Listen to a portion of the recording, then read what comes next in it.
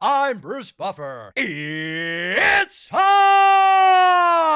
for the Anthony Gargano Show! Good morning. Good morning, everybody. Well, happy Monday to all. Free agent tampering begins today. You know what's so funny about this? Well, the illegal tampering period that used to be, I remember covering free agency, and I love it. It's the best, right? Like, can't wait. But meanwhile, the minute it would be like 12:01 a.m., and there would be this huge signing with this whole deal, $27 million back in the day, where that was a lot of money, $27 million. And they would go into it, and it would be all laid out. And you're like, all right, we did this deal in 1 minute. Everybody knew it was a joke. Now they have the legal tampering period. You can actually contact players, right? Where do you think that started? It started at the combine. So I don't even know why they even make this legal tampering period. Just have the period begin.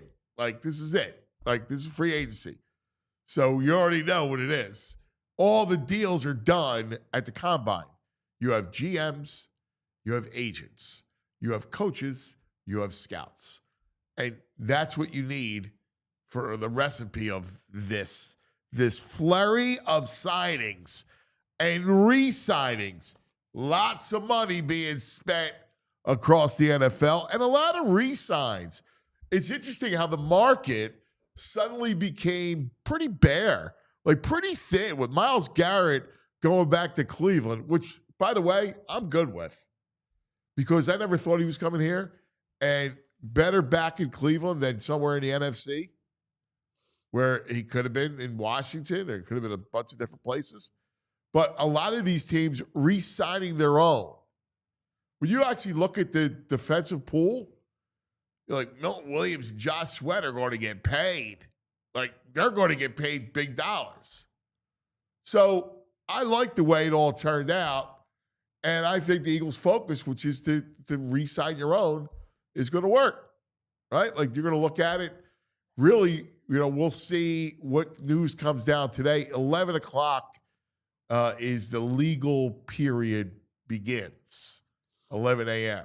So we'll see. Obviously, the guys that we'll keep an eye on are Josh Sweat. We'll keep an eye on Milton Williams. We'll keep an eye on Mekhi Becton. Also, Darius Slay, right? Because Slay can still come back. So those will be the guys that we'll look at. A couple of the trades. DK going to Pittsburgh. I think Pittsburgh, what they try to do is replicate. It's funny, Baldy brought this up, about replicating the Eagles. So if you got two receivers, you got Justin Fields, and you're going to go get a big back, like a couple backs you can count on. And then you have at it. You put Justin Fields in the run game, and you say, all right, here we go. So I think that's kind of the direction they're going. And we talked about Debo going to Washington. That's really some of the big moves so far. We'll keep you posted. Tournament getting ready, right? This is a big week for the conference tournaments. Day basketball, which is some of my favorite stuff. So we'll have day basketball kickoff tomorrow.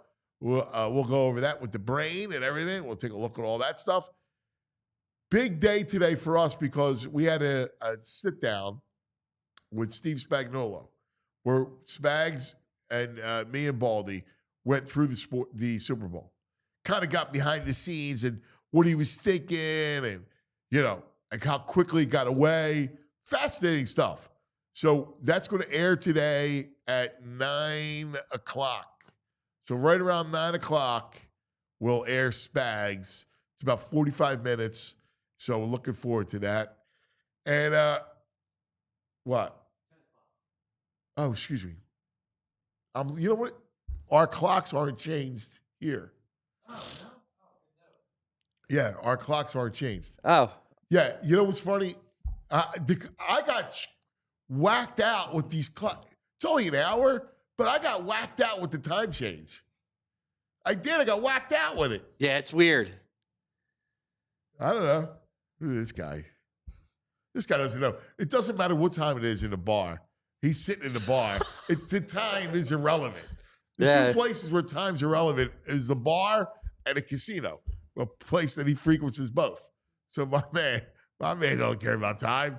What do you got time for? The Flyers and Sixers, oh man, what an ugly weekend for both, right? It was a bad weekend. Flyers just have nothing left, right? Like when you gut that team, you're just not competitive. And then yesterday, I was thinking of my man because Tortorella sits Michkov, and I'm like, he's got one shift. It's the end of this first period, whatever it was. I keep going, where's Michkov? Where's Michkov? I'll look it up. And then the guys on TNT did a great job breaking it down because of his two wide loops where he was looking to try to get something going offensively towards Sada's ass. Oh, God. I think I'm on TVG when it comes to, like, dude, stop benching this kid. When you compare him to Celebrini, so Celebrini's the favorite for the Rookie of the Year, and Celebrini is a minus 21. Like, they just go ahead, take your lumps, learn the game. Why you got to bench him? Like, this is where I agree with VG. He's been saying it forever. I'm more of I love Torts as a teacher, and I'm all for getting him buttoned up for the future. But jeez, dude, it's a national TNT game. You got nothing offensively without him. Like when he's not on the ice, there's nobody who can score. There's nobody who can generate offense. Oh my God. I was like, dude, put the kid in, please. And then it was funny. He back checked well, and then there was a play on the second goal that he actually got back, and it wasn't his fault. But you could tell the Torts teaching is in his head and working, as much as I don't like it. And then the Sixers win last night. Boo! Again, there was a player last night who I never heard of. I actually texted Kyle. Which was it? I was like, who? I know every Sixer in the history of Sixers, right? Like I always knew the 12th man, 13th man, whatever. But this dude, I had no idea. I texted Alex Reese. I texted Kyle. I go, who is Alex Reese? And he's one of the G League two-way players. I was like, oh, God, Alex Reese. We're back to Alex Reese. Oh, man. Good morning, VJ. Good morning. What are you subdued for? Subdued? I mean, everyone's tired today. Time change kicks our butt a little bit. You too? I mean, a little bit. Look at you scoffed. I brought up the clocks and you scoffed. I mean, everyone's all complaining today, so I think it's funny. But, yeah, the dogs were out of it this morning. Hey, what's so funny? Yeah, nothing funny. What's funny about it? Nothing funny about it. Yeah, because The whole world today. The whole world today. And a casino all day. Yeah, I was out of the bar by 10 last night. I knew this was coming today, so I behaved. I got to bed early. Dogs wouldn't even wake up this morning. They're still on the time change. Kids. I can't imagine getting teenagers going today. Oh, God. It's rowing practice. He's like, I don't feel good. Yeah, all right. You're probably dead tired. Yeah. Everybody's out of sorts. I was out of sorts all morning. And it's like, I don't know, Morey's clips of him yapping off, saying stupid stuff. Like what? The Sixers can't get the tank right. Michkov drama. It's not a great sports weekend for me. Oh, Morey, you didn't see him? No. He's at some conference. I'm aggressively disinterested. He's yucking up at a conference in New York, maybe at Harvard or MIT or something. It's the MIT one. He goes MIT, every year. yeah. And he talks about the Sixers run the last couple of years where we were less angry as Sixers fans last year with the Knicks loss than the year before. And then he says that anger is the only thing that fuels Sixers fans. And it's like, just read you don't know the history. If you're saying that, and he's like, they're all so out of laughing about touch. anger is the only thing that fuels Sixers fans. You know what? I'm so out on them, right? Like, I'm ready. Grimes needs a Jeff Galooly. Someone's got to take something to his knee. He put up 25 again. Nothing.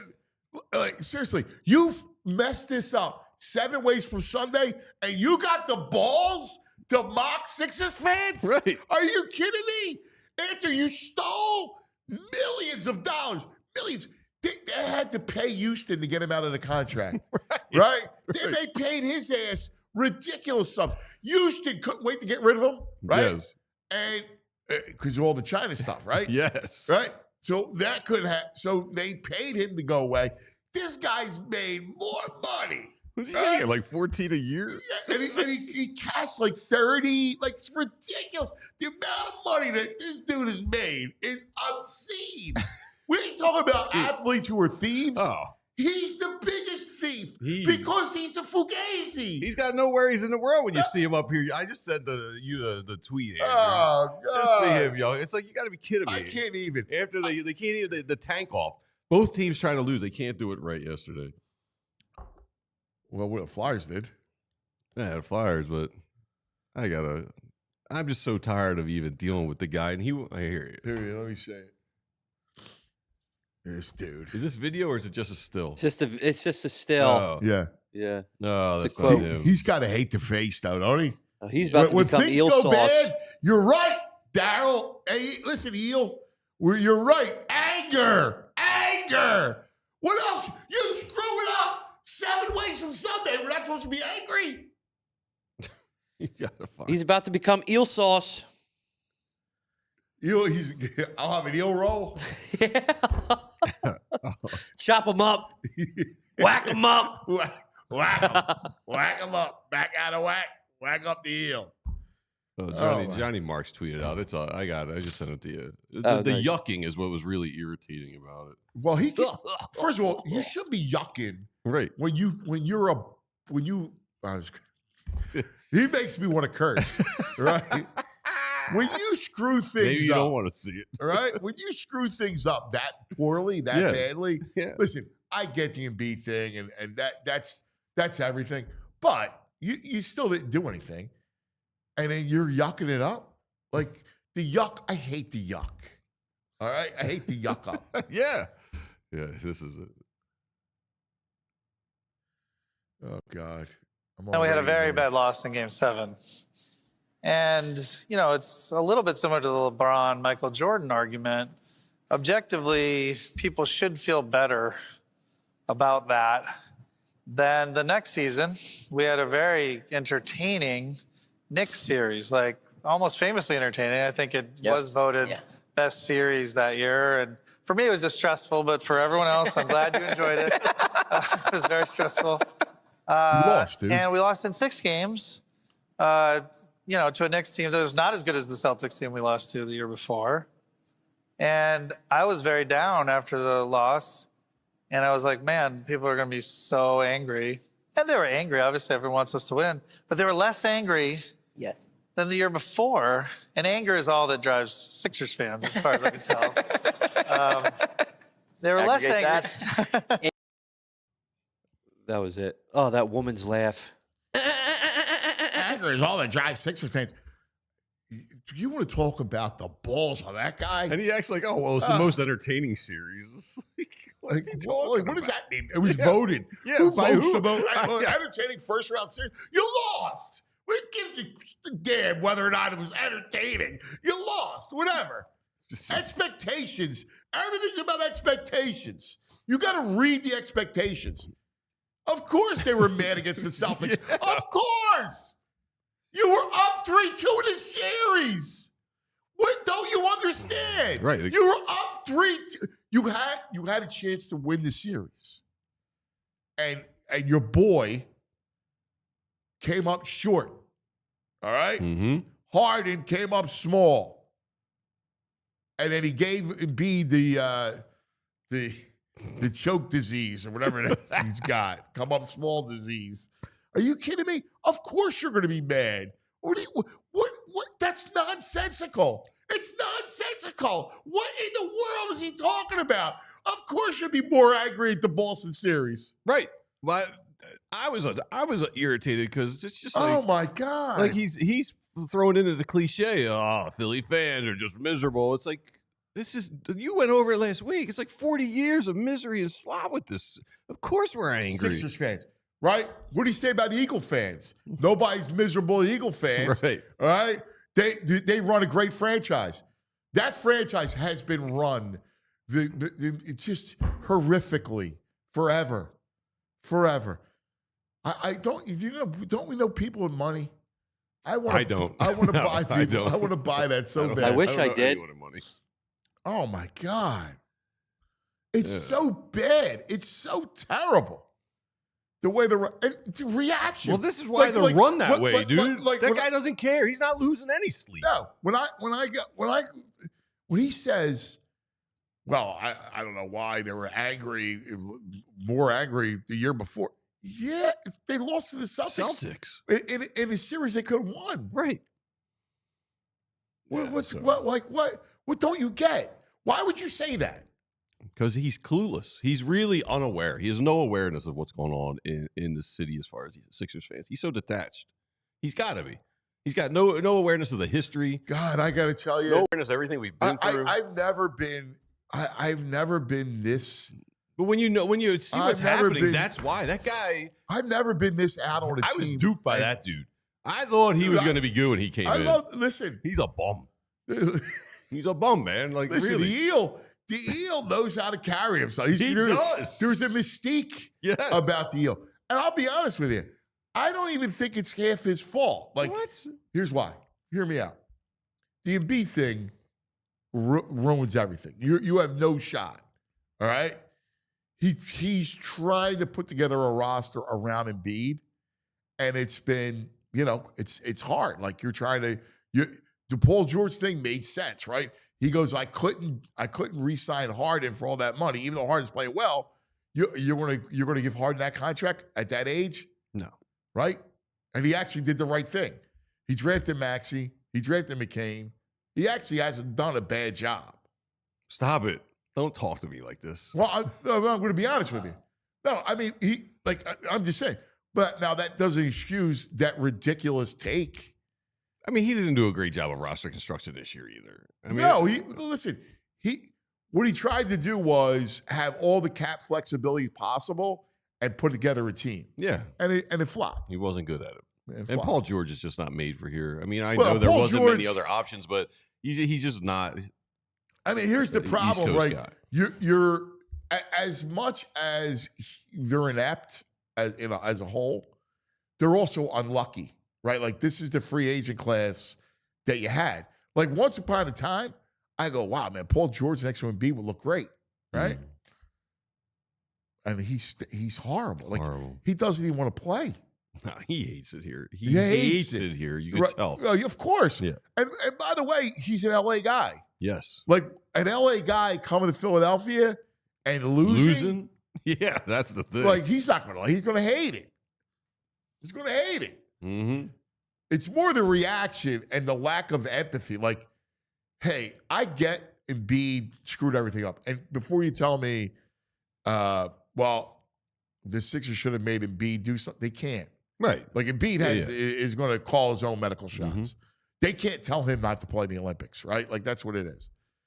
But all that said, they just infuriate you in every which way. Every which way. Every news. Even this last night, I was trying to have finish the night off, a couple beers with my friend, and I got to see them. They were down. Just keep it down. I'll be honest with you. I like Kyle Filipowski.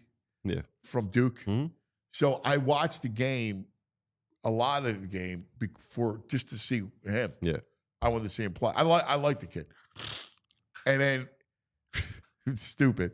And then I was going back and forth because it was the Stars were playing, or Vegas was playing. The Stars are playing. I got the Plus, right? The ESPN Plus. So I watch all the hockey. I love the hockey, right? So I just watch all the pucks constantly. What's wrong? I don't know. I thought you were raising your hand. No, I was just stretching. Oh, all right. He gives me a look. He's looking at you. He gave me a look. I didn't Well, I know. thought you were waving at us or something. No, I was stretching. Everything's out of order this Yeah, morning. you're out of order. You're out of order, It's VJ. 8:20. The clock's messed up, Joey. Come on, Joe. Fix it. You know who's a fan of Michkov? Mark Messier and PK Subban. Dude, I love that. I love that show. Yeah. But by the way, Messier's great. Messier's the best. I love it. But you know, as great as he is, you know who's the greatest in the studio? Who do you like? Is Biz. Oh. I love Biz. Paul Bissonette's the best.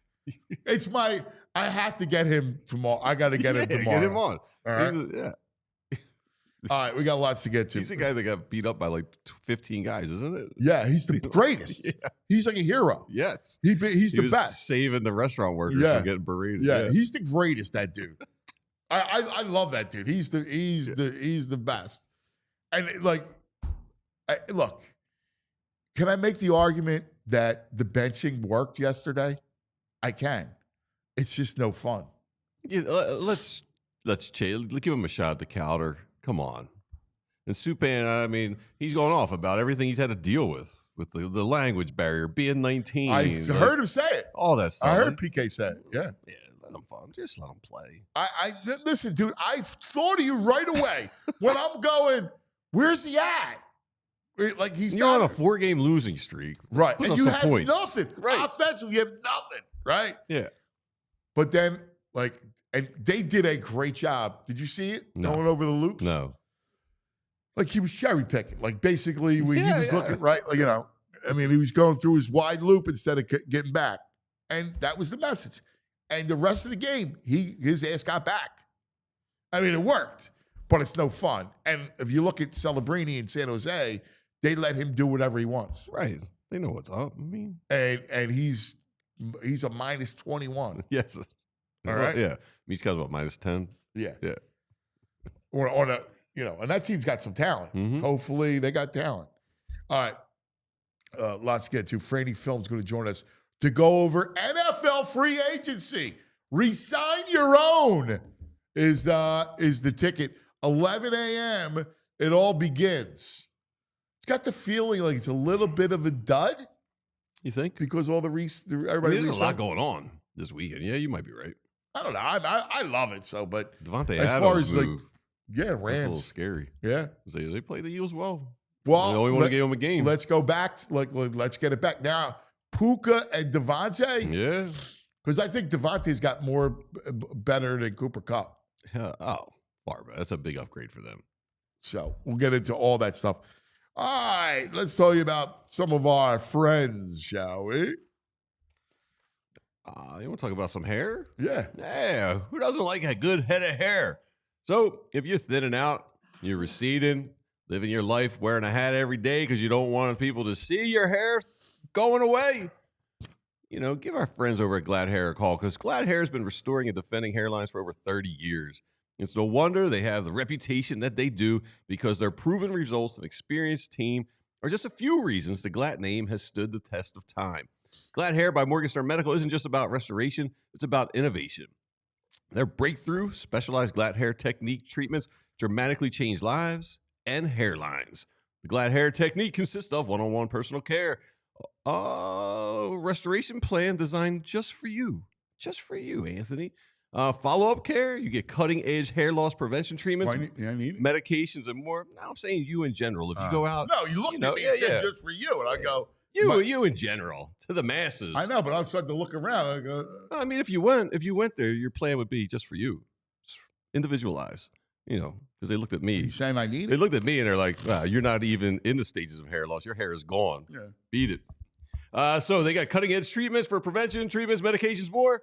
Glad Hair can help you keep the hair you already have or bring back what you've lost.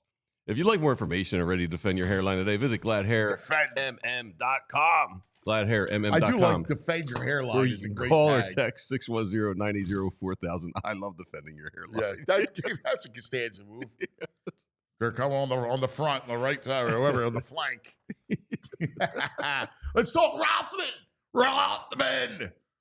Joints aching? Yeah. Hands cramping? Back out of whack?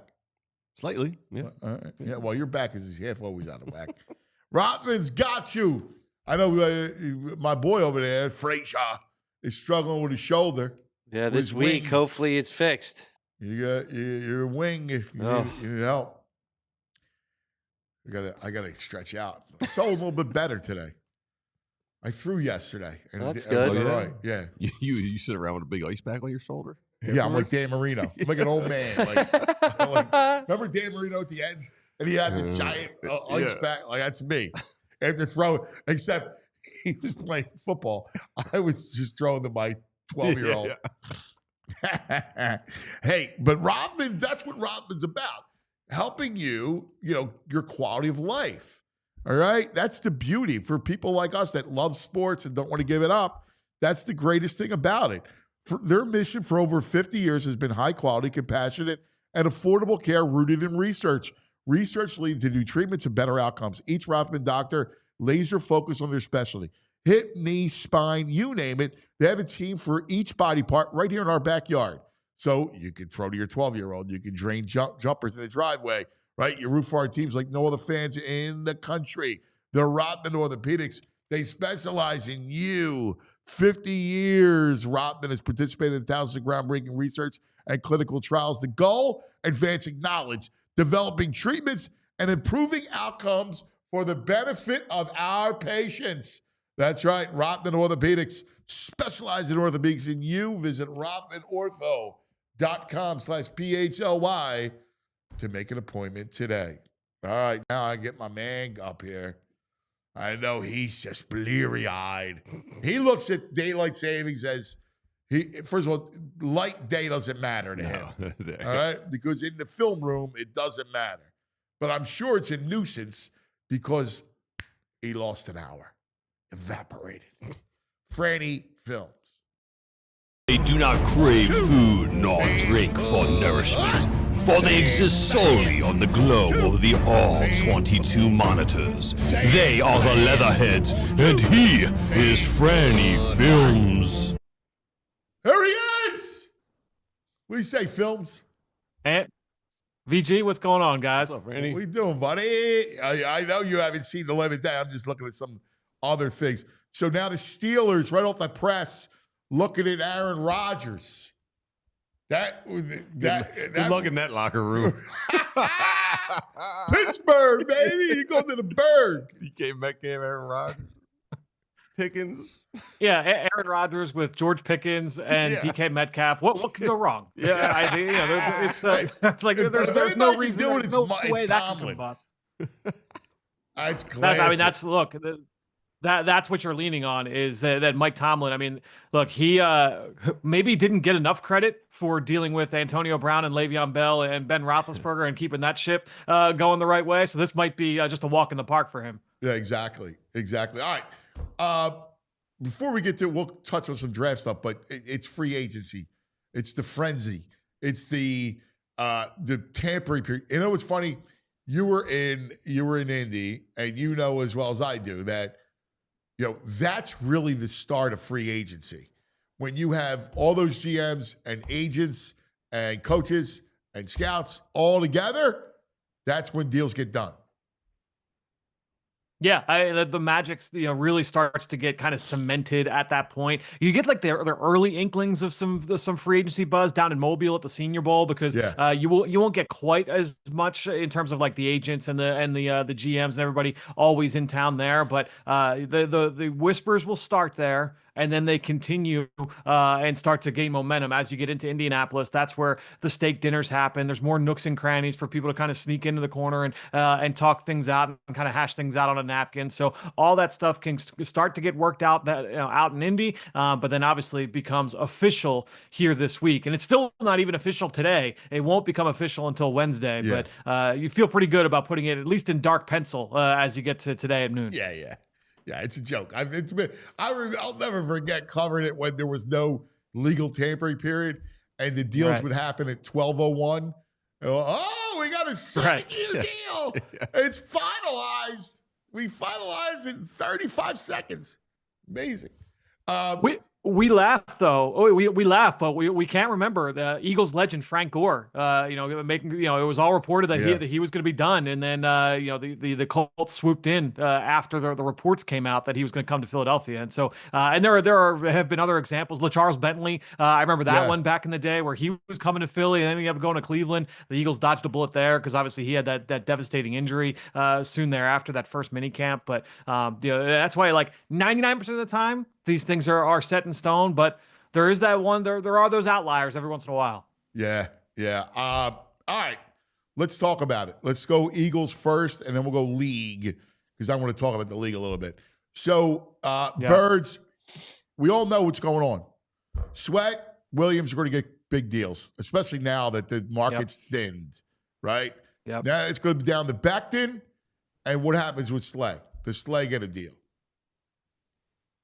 Yeah, my guess is that Becton probably does get a deal. I think that you take Trey Smith off the market. We saw what happened with Jonah Jackson, Joe Thuney getting swept up via the trade market. So my guess is at this point that you will see Mekhi Becton get pretty big money elsewhere to sign and be a starting guard here in free agency. Maybe he goes out west to the Chargers.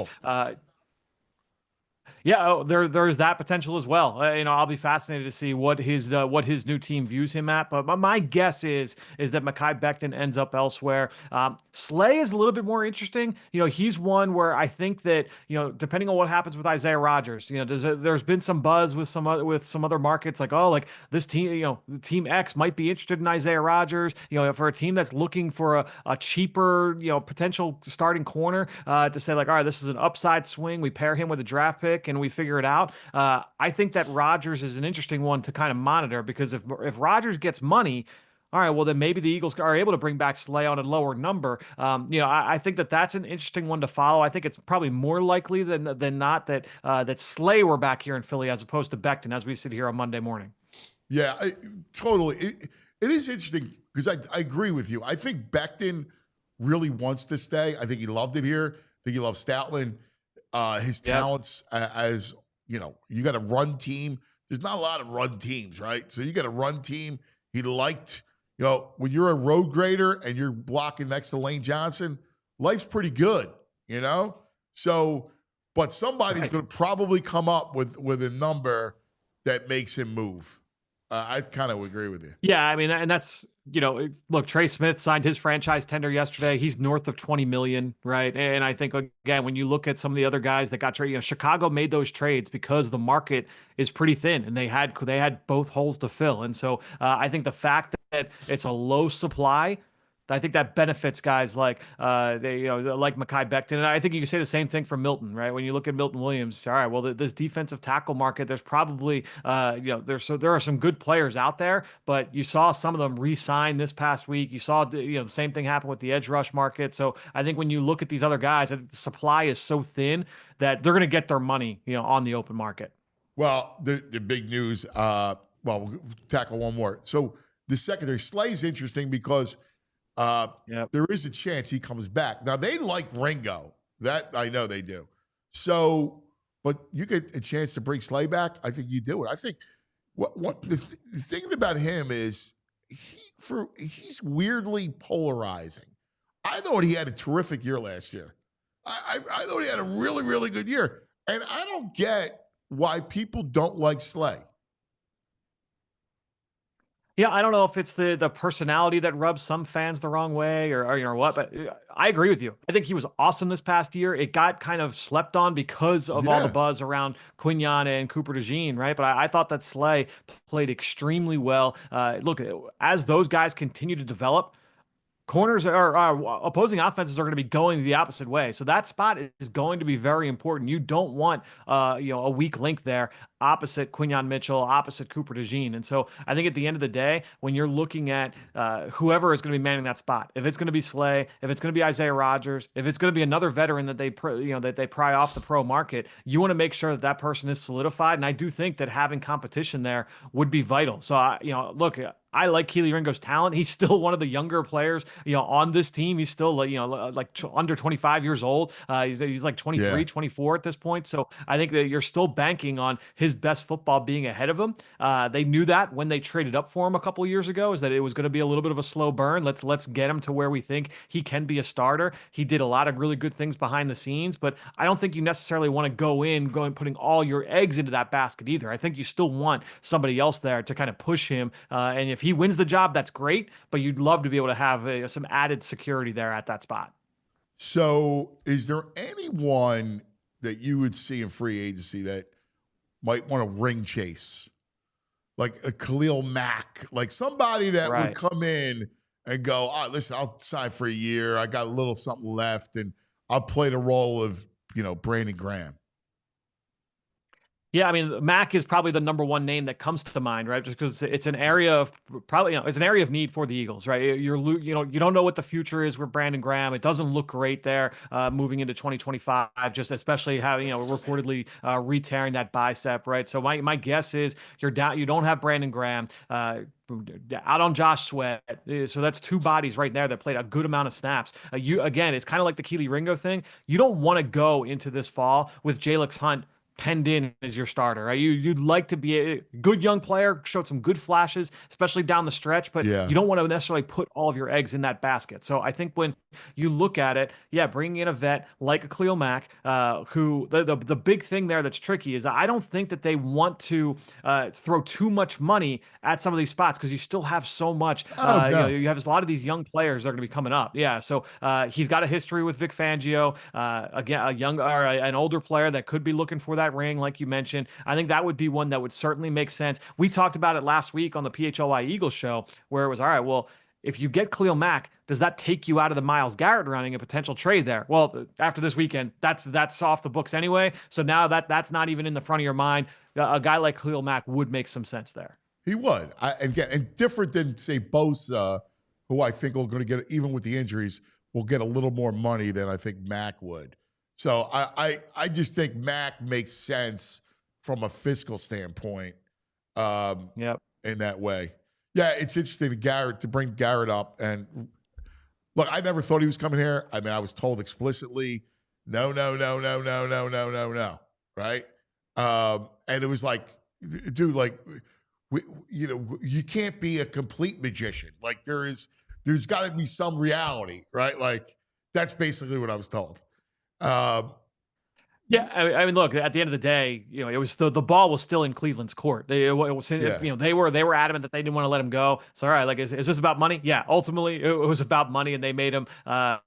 He's got the most or the richest contract of any non-quarterback in NFL history, and deservedly so. He's a great player. What are you grinning at? It was about championships till the money came. Like, Myles Garrett, it's all about the money. Well, I mean, I can't blame a guy. I mean, you got one shot. Exactly right. You can't come out and say, I want to win a championship and then re-sign with the Browns. Nah, I got no beef with him. I don't have a beef with him. I thought it was funny. I laughed. That's all. Hey, how about the report this weekend? Josina Anderson's with Goddard saying that they're looking for a 4th-round pick back if they trade him. Do you think he's here next year? And if not, is there anyone late second round? This, we talked about this on Friday. Yeah. With Ball. In fact, did you put that out there, the Baldy stuff on Friday about the tight end? Because I brought up Goddard to Baldy because I keep hearing that he's not. Yeah. 4th-round pick. 4th-round pick. But is there anyone late second round you like? great tight end draft. Oh yeah, I mean the tight end class is really strong this year, and so I think that they could find an option there to replace him. I think you ideally though, you don't want to go into the draft without if you're going to move Goddard, you're moving him draft weekend or after the draft, because you don't want to have to go in and now you're shoehorned into having to take a tight end, right? That's what you don't want. I don't think that's the way that Howie Roseman wants to operate, and so my guess is if there is a deal done with Dallas Goedert, that it wouldn't be until we get to draft weekend, at the earliest. So I think that ultimately there are going to be options there. The way I'm viewing it is that Goddard does not want to play on a contract year, right? He wants some financial security. The Eagles probably have a number that they're willing to go to, given the fact that this is a guy that went on injury reserve twice last year. He's gone on injury reserve each of the last 2 or 3 years for certain. He's missed a lot of time over the course of his here in Philadelphia. Every year it feels like there's always something that's 2 or 3 or 4 game stretch. So I think when you're looking at it, each side says this is the number we want. They can't come to that agreement, so they're letting them explore the market. Yeah, I think you're right, and it's funny. I think that they would look at it as a salary saver, right? I do, but you still got to go get a veteran, and there's not a lot of veterans. You saw Ertz re-sign in Washington. How long he's got, and even though it's a great tight end draft, you feel comfortable going in with a rookie in Calcaterra? No. Yeah, that's where it gets tricky, and so I think that when you're looking at and it wasn't just Ertz. Mike Gesicki signed for a decent contract this weekend. You saw. Yeah, there were a handful of guys that went off the market here. Tommy Tremble in Carolina, Manhurts re-signed with New York. So a bunch of the tight ends, came off the market here this weekend. And so it is a tough line to be able to toe if you're Howie Roseman and the Eagles, because you don't want to move on from him too early. Now, if you get an offer that is too good to pass up, you got to take the offer, right? So I think it'll be fascinating to see that play out over the next few weeks. See, here's something you'll appreciate this. The thing about Goddard that people don't realize is how great of a blocker he is in the run game. He is terrific. Like people, how it is. You're judged on, as a tight end, you're judged on catches and production from a receiving standpoint. He's a great run blocker, man. He's great in the run game. Like, that's a big deal, especially in this offense. I will stand. I've said this for years, and I'll stand by it even now. When he is healthy, when he is on the field, he's a top 5 tight end in football. Yep. He is the skill set that he has, that all the value that he brings as a blocker, as a pass catcher, after the catch, what he does is there are not many tight ends in the NFL that can do what he does at that size. And so when he is healthy, he's excellent. The problem has been staying healthy. I mentioned it. He had 2 IR stints this year. So that's boom. That's 8 games right there where he's unavailable. And so I think even if he were back, I do think that you want to kind of fill that in on the back end where we want to bring in someone that's a top end blocker. Yeah. You're definitely drafting a tight end. In this class, you have to. Yep, and you want somebody that can come in and do what he does as a blocker, because Calcaterra is a nice player. No, he's not that blocker. He's not that guy. You want somebody that can come in and fill that inline presence if Goddard's not on the field. Exactly. All right, rest of the let's go over the rest of the movement a little bit. And DK to Pittsburgh. We talked about it. DK, maybe Rodgers. I thought that they would look to Justin Fields and try to replicate what the Eagles had with Hurts and put more, have Fields go into the run game and go that route. Yeah, that move. And then I didn't talk to you about the Debo move in Washington. What are your thoughts on that? Yep. Yeah, we'll start with DK in Pittsburgh. What I find to be most fascinating is that he and George Pickens, there's a lot of similarities there in terms of their usage. These are bigger, like outside the numbers, vertical down the field guys. But when I look at Arthur Smith, when the best version of his offense, when that offense was humming, I think back to like A.J. Brown in Tennessee, quick in-breakers, middle of the field, play action, quick, get the ball out of Ryan Tannehill's hands. But that's not the way that these guys operate. Now, DK can do a little bit more over the field. You get him on those shallow crosses. He can do a little bit more than what Pickens is. Yeah, that's the thing. It's just like, I mean, when you look at his combination of height, weight, speed, it is truly unique in the NFL. But just trying to toe that line between those two players, especially if they're going to be a run heavy offense. Now, if you go and you get Aaron Rodgers, you anticipate that you're probably running the ball a little bit less, and that is able to keep those guys happier, would be my guess. But I am fascinated by that, is what that looks like here, because Najee Harris is a free agent, so they'll need an answer at running back as well, going into this process. So I think when you're looking at how that build is kind of unfolding, that's going to be interesting, especially given Arthur Smith's history. As far as Debo, at the end of the day, look, this guy, he certainly seems to be losing steam from a physical ability standpoint. I think the wear, and he's a very physical player, a very violent player with the ball in his hands. We know that he's taken a lot of those running back reps as well. I just think just his style of play, regardless, was going to lead to wear and tear, and we've seen that kind of take hold over the last couple of years. And so look, there's a reason why he only went for a late day 3 pick. Part of that is because Washington took on the entirety of that contract and gave San Francisco a lot of relief from that standpoint. So I think he's fine as a number 2 option, but I don't think that that's going to be a huge, like, long-term boom there for the Washington Commanders. No, it's funny because, like, Ayuk is the one that's, I think, the most dangerous guy on that team. And I still think they need, I know you got Scary Terry who could go vertical, but I still think you need a speed guy, a real speed guy, if you're watching. Yeah, and De'Ami Brown came on for them down the stretch last year. That was a guy that, as the season unfolded, they lost Noah Brown. He went on injury reserve with that scary injury. And so De'Ami Brown but he's a free agent now too. And so is he going to get any big money on the open market? Are they able to keep him and bring him back? Because if they do, I think you feel pretty good about that trio for 2025. That would be my guess. Is all right. You feel like, okay, we've got that. You have your prototypical slot receiver and Luke McCaffrey, a guy that can line up inside, outside, keep him underneath. You have McLaurin, who's your 3-level threat. You've got Debo to be able to get him stuff underneath and find what. I think that's a pretty good. You feel pretty good about that for 2025. It's just about now, like, down the road. Because my guess is they're going to have to extend McLaurin here pretty soon, because he got his contract a couple years ago, and that market's only going up. I mean, the contract that Pittsburgh gave DK Metcalf, I mean, it's more than AJ Brown. Yeah, look, I talked about the skill set is unique there with DK, but he's not on that same tier to me as AJ Brown as a receiver. So that market's just going to continue to escalate. Yeah, no, I'm with you. They need a running back. To me, Washington needs a back. Yeah, I mean, they want to be able to run the football. Brian Robinson, it's kind of like the Dallas Goedert conversation where, and it's been, look, I mean, his rookie year, obviously he missed time just because he was shot in the summer, right? And so that kind of right before the season. So that's part of it. But I think when you're looking at Robinson, he's missed some time as well over the last couple of years. I think he's a good back. Yeah, not a great back. I think he's a good back. He's a complimentary back. If you had Dobbins and him, I like that. That's a tandem. Yeah, I think there's some complementary skill sets there. Austin Eckler gave them some juice as a pass catcher, but how much more can you rely on that? Right. He's a free agent as well, so that's something to keep in mind with that team. All right, give me, as 11 o'clock hits, give me some of the storylines around the league that you're watching. And we've covered a lot of them.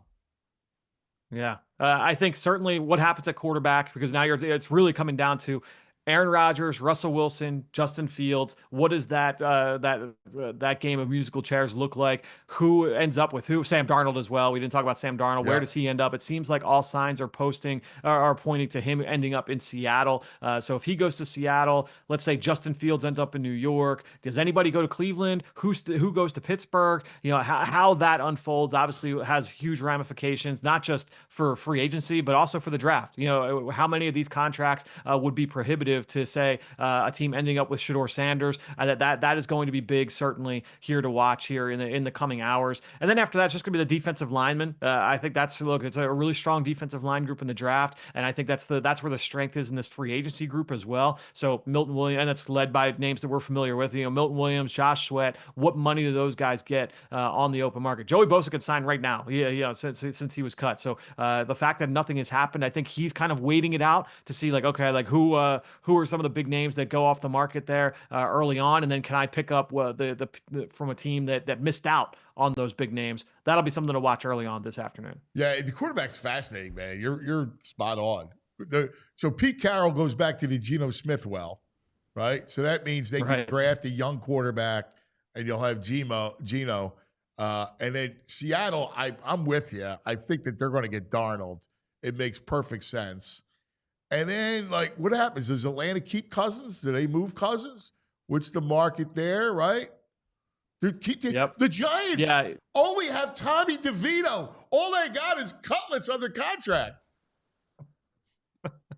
Yeah, and any outside of Sam Darnold, I don't think that any move that the Giants would make today would prohibit them from trading up to take Cam Ward. And honestly, I think the big thing with the Myles Garrett news, this weekend was I think the Giants have to move from 3 to 1. They have to, unless they love both quarterbacks. And even still, if you're saying, like, if you're kind of calling Tennessee's bluff and say, all right, like, we bet you're not going to take a quarterback, I just don't think that Joe Schoen and Brian Daboll have that luxury. I think they have to move from 3 to 1 to make sure that they get one of those quarterbacks. And honestly, like, it might only be that they love one of those quarterbacks, right? So I think they have to make that move. If they bring in Aaron Rodgers today, you still have to make that move. I just don't think that Aaron Rodgers, 2025 version of Aaron Rodgers, is enough to sell to John Mara and ownership to say, like, yep, we're good here moving forward. This is our plan. I think that they ideally, you want to make sure that you go up and you get one of those guys. So that's going to be an interesting wrinkle out of this as well. I agree. I'm completely with you. My brother,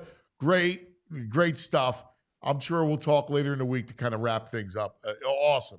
Enjoy it. We have to get to draft. I appreciate it, guys. We'll be live. 12 to 3 today. Myself, Bo Wolf, Zach Berman will be live throughout the start of free. We're bringing it all down live. So yeah, that's right. It's going to be a big day. Already. I know Vinny's going to be here because he can't wait to watch. He'll be with you guys. So I love what we do here, and you're a huge part of it. Thank you, Films. Appreciate it, guys. Friday Films. Now. Time now for the brain. Oh, brain. Red the Brain Finder. All right, brought to us by the Bet Park Sportsbook online casino app. He, of course, the ambassador for it, the one, the only Brain. Good morning, Brain. Hey, buddy, how are you? You all right? Not really, no. I'm really not. What are you sick? I'm not joking. I'm really not. I had a really bad reaction to this epidural. I feel like I'm on death's door. I don't know what the hell they did to me, but it's not good. Can't even I can't hear. I have like sharp pains throughout my body.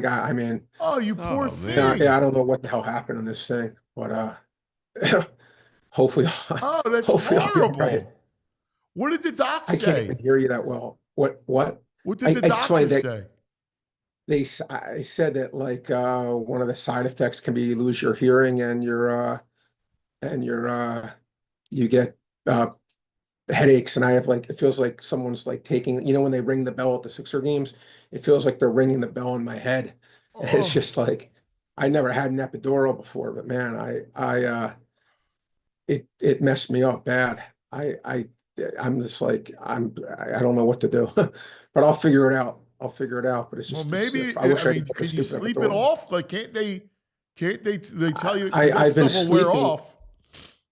Yeah, I had to get like a bunch, like what do they call it? Like the IVs, because I was dehydrated. But yeah, it's like totally like knocked me out. Like, I've been trying to probably do too much stuff and go out, like, because like we met friends, but I can't even, like, I can barely function, as you can see. Oh my God. But I still did do some prep work for the people. So I have hopefully some stuff that people can make some money on for today's games, more importantly. And I'm going to start off with, I always got my props, my friend, in the association. Dallas Mavericks. I mean, look, Anthony, did you see VG and them? They finished with 7 players. 7 guys. Yeah. 7 guys, right? And Max Christie is averaging for them about 13 points a game. That was playing about 30 minutes a game. He should be getting 40 minutes a game. Over 12.5 points, I think it's a tremendous bet. Yeah. I'll bet he scores 17 plus. Yeah. I think that's my favorite bet of the day. I think it's like a really, really good bet against the Spurs team. There should be a lot of points scored in that game. Bam Adebayo, I love it. We're taking plus 105 on the Park State right now, over 3.5 assists. Playing a bad Charlotte team, he goes over that 60% of the time. Yeah. I'm all in, to A get the team that wins plays 3 out good of 5, taking defense. juice. Yeah, taking juice. I like it. And then Trey Jones, guard. Anthony, it's funny. Trey Jones averages for the Bulls. He averages about 3.5 assists, playing usually only about 15 minutes a game. Well, right now the Bulls are missing everyone too. He's getting about 32 minutes a game right now. 5.5 assists is too light. I would have made it 6.5. So we're going to go Trey Jones over 5.5 assists. And then Anthony, it's funny. I'm gonna wait to make sure that he's playing, that Jokic is playing. But if Jokic plays, I think Denver can keep that one within 9 night and the back-to-back against OKC. I see no reason why he won't play. He's listed as questionable, but I'm gonna monitor that. But if he plays, as great as OKC is, they beat him that first game by 24. It was close for the first 3 quarters. In the fourth quarter, they ran him out of the building. I think they can keep that within 9. Yeah. Yeah. It's interesting. A couple of the games yesterday. I mean, we talked about the OKC Denver and then, Yeah. Boston Lakers Saturday. You knew the Celtics were going to wreck that team. And then Yeah, they I came all the thought way so. back. Like the Lakers, They I did. didn't see the comeback coming like that. Yeah, no, they did. They did. But again, listen, I mean, look, I give Lakers though now they lose LeBron. That's obviously gonna, Yeah. for like, for their, the way they were playing, seems like they're playing so well. And it's interesting. And then you look and you see guys like Houston, they're playing Amen Thompson. Houston's in a big battle to win the division with Memphis, and they leave Manning at a triple-double. So what's he do? He hurts his ankle, up 38 points late in the game, and is out at least 2 weeks, trying to get a meaningless triple-double. But yeah, hopefully LeBron comes back again. I want to see him healthy for the playoffs because I think the West is going to be interesting. I mean, OKC, look, that was a litmus test for them yesterday, right? See how they would do against arguably the team that's maybe the second best team, and they passed it with flying colors. Hey, players like anybody, like nobody else. Like so, I'm with you. Like I know all players, especially Sixers. Did you have any idea who Jeff Reese was? Who? Did you know who Jeff Reese was or is? No. No, who's Jeff Reese? Jeff Reese played substantial minutes for the Sixers last night. What did he play? Oh my God. No, I didn't. I actually did not was even. like, I turned it on because I like Filipowski for some reason, right? Like, yeah, he's played well. He's a decent player. Well. It's Alex. He's really Reese. played well. Oh, it's Alex Reese. I'm sorry. I'm saying Jeff Oh, well, now Reese. you changed the whole thing. Yeah. You remember Alex Reese? No. Actually, I'm going to have to look him up right now. Alex Reese. I'm sorry, Alex. Yeah, I was like, who in the world is Alex Reese? I actually had to text Kyle. Where did he go to Newbeck, who covers school? the Sixers for us, and go, Alex Reese. Well, who is that? Oh, he played for Alabama. Okay. Yeah, and I don't remember him in Alabama. I kind of, it's funny. It's kind of now ringing a bell, not just a bell in my head. Alex Reese in Alabama. I think it's funny. He only averaged 6 points a game in Alabama. I thought he was like a defensive specialist, if I'm recalling correctly. Yeah. Certainly not an offensive specialist if you're averaging 6 I points just had a to game. ask it because I was like, Alex Reese, man. Reese. That's crazy. That is crazy. The Sixers, look, but they actually have to fall in that top 6. That's the key. Will they fall in that top 6? Last night. And did you see what Toronto did? Again, the NBA, and I know I ran about it and I apologize to everyone, but here they are, like a few games out of this plan. They take out every starter at the end to lose the game to Washington. And then they hit a shot at the buzzer that was like a 1/10 of a second too late. But they take out every single starter trying to lose on purpose. Again, as I said, I can't get behind a sport that basically says to every fan, we care so little about you. Yes. We don't care anything about what about money you spend league, to watch our that league's a product. bad league. It runs itself bad. It's a shame. I still watch it. It's a bad league. I watch it, but I mean, like the NHL, even with even with teams that trade during the deadline, like there's still effort there. 100%. It's just a mentality. It's a mentality, and it's one that I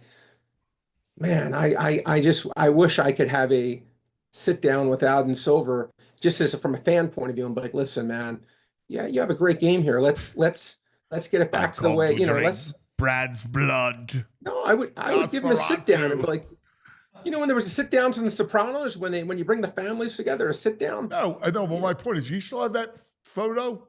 Yes, I do. Look at this, Bray. Let me pull it up here. This is what I was referencing. This. Let me grab it. This is Andrew did this the other day. Let me see. This is great stuff. There's your commissioner. I mean, that's actually really well deserved. Like, no joke. That's well deserved. That is well deserved. Come here, Again, Bray. like, I come to drink your blood. I mean, it's horrible.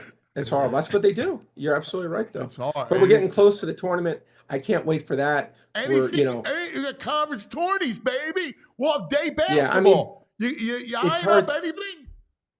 I mean, I'll watch all of them because I love that. But again, as I said, the SEC, does Florida want to win 4 games? Does Alabama want to win 4 games? Does Tennessee want to win 4 games? I mean, that's stuff like it's harder to know the motivation for some of these bigger things and how important it is again. And I get it. If I'm coaching one of those teams, not that you're not trying, that would be disingenuous, but it's like, are we better off if we're trying to win the tournament to not push our, run out of gas, so to speak, a little bit. Although, but then again, you remember that UConn team with Kemba, they did it. So NC State did it. So it certainly can be done. Yeah, I'm with you. All right. Feel better, dude. Oh my God. I appreciate you. Yeah, I got to call the doctor, says I'm off with you. Yeah. Oh my God. It's like a day you go lay down and watch Price is Right. Yeah. What's so weird? When I hear you, it feels like you're underwater. Like I hear you so faintly. It's almost like you're talking like on a scale. If your decibel level is normally a 5, you're like a 0.8. I have to stress so heavily to hear you. It's crazy. All this stuff. God, man. that's awful. Don't get an Epidor, everyone. Or if you do, I don't know. Get a better one than I got. Oh my God. Feel better, buddy. All right. All right, guys. All right. Thanks, Mel. All right, bye, guys. There he is, the brain, man. Brain not looking good. Yeah, They didn't even look good. Reading about this, he looked miserable at a hockey game this weekend on Instagram. A hearing loss, it can occur due He's to going out. cerebrospinal fluid pressure changes causes your hearing, and spinal fluid causing headaches from the epidural. Ooh, that awful, sounds man. horrible. That Gosh. sounds miserable. People say that was Brain's flu game. Oh, I feel Really? bad for him. That was terrible, man. Yeah, you can't go out with that. He was going to hockey games. He was at a hockey game last night on Instagram stories. He looked pretty miserable at the hockey game. I don't Oh know man, why you do that. poor Brain. Yeah, that's no good.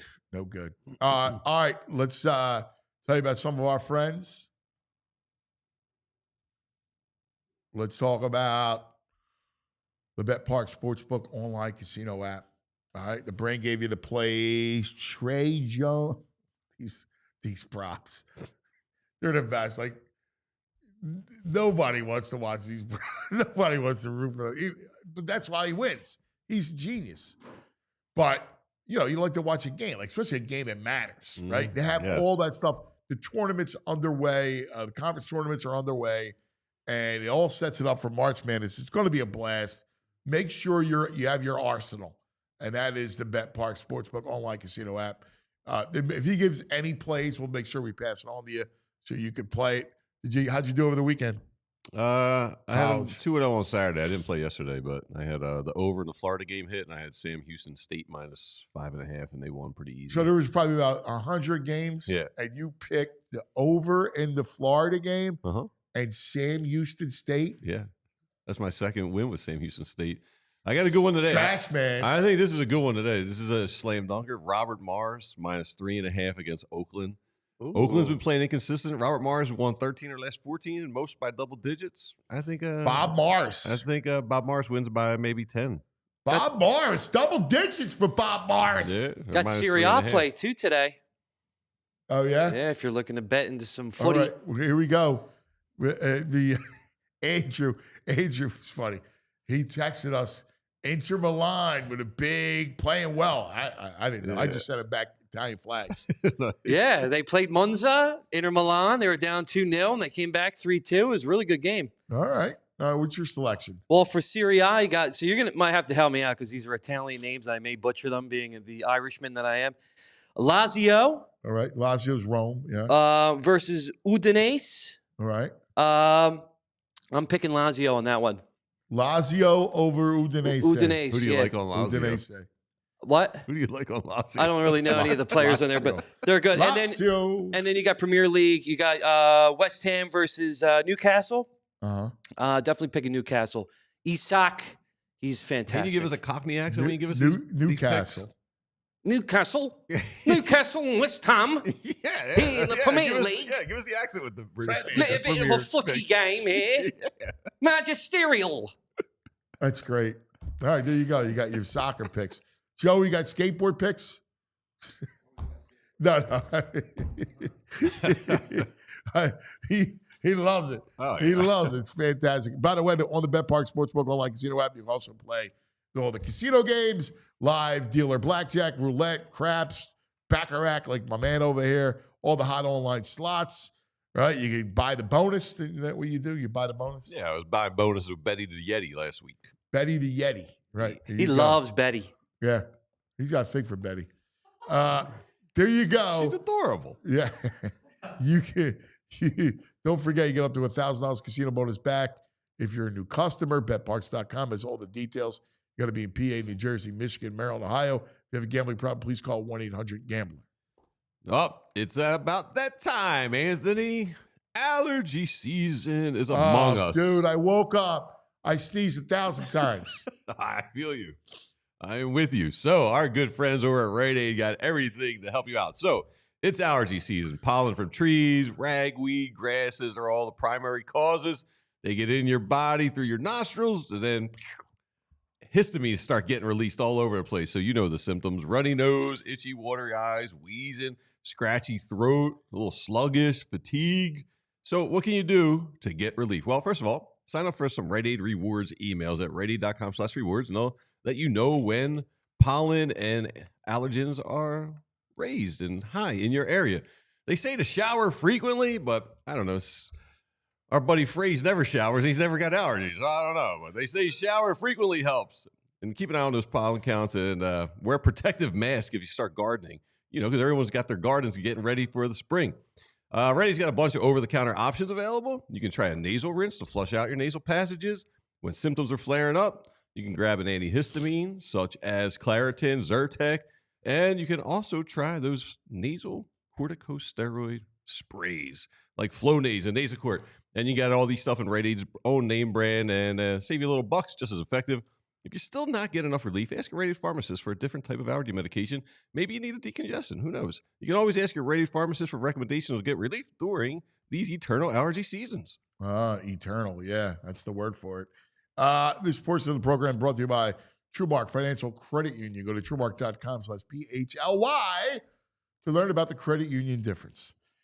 All right.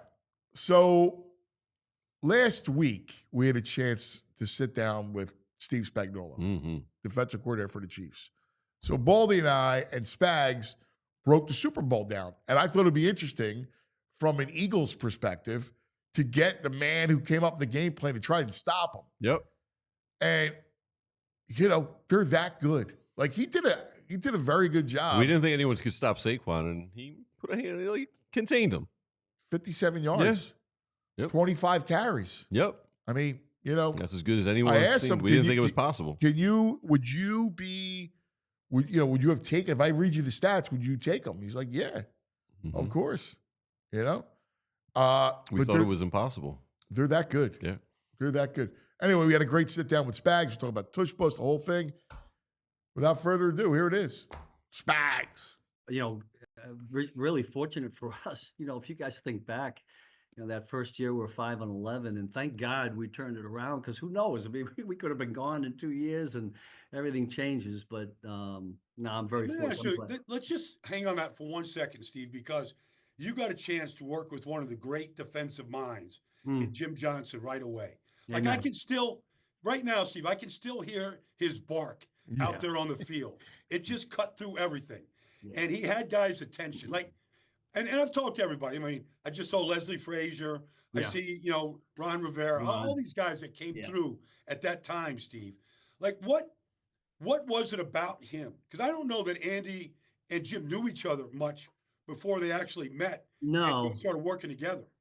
You know, the story I got, Baldy, was Andy had they didn't know each other, had not worked with each other, but they had gone against each other. Yes. And, you know, Andy, being the detailed guy that he is, along the way, he had kept notes on defensive coordinators that he thought were challenging to go against. And I think that's what led him. And Jim happened to be available, right? At that time, remember, head coaches could tag coaches that you couldn't touch. Right. Just like Mike Holmgren did with Andy when he was at Green Bay.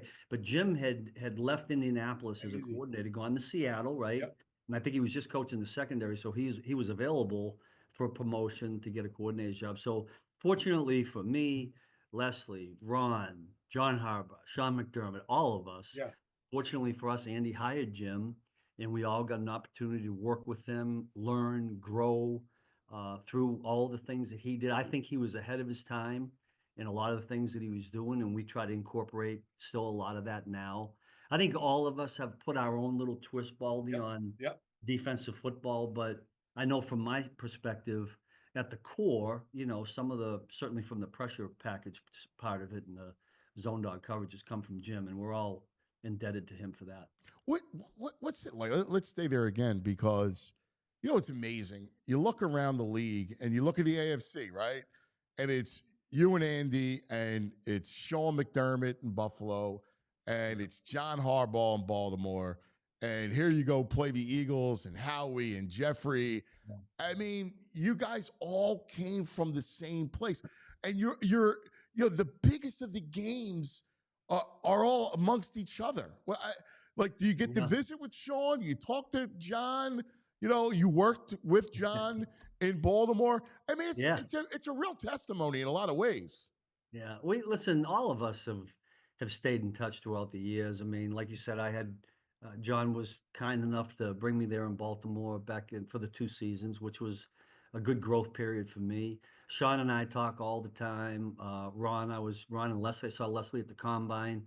So those bonds remain the same. There's always an exchange of an idea or two, right, along the way. Also, but knowing, and here's the tricky part. I mean, you just brought it up, Anthony. We're all in the AFC, right? We're battling. We're trying to knock each other out at the end of the year, so you don't share too much. But listen, those guys, if I really, you know, if there's a question, or if I'm debating something, or even if it doesn't have to do with defensive football, let's just say it's running a football program. And I have, you know, listen, I've called John, hey, what are you doing with, you know, what's your schedule look like? I'll do that with Sean. And for the most part, I think we're all willing to share those ideas.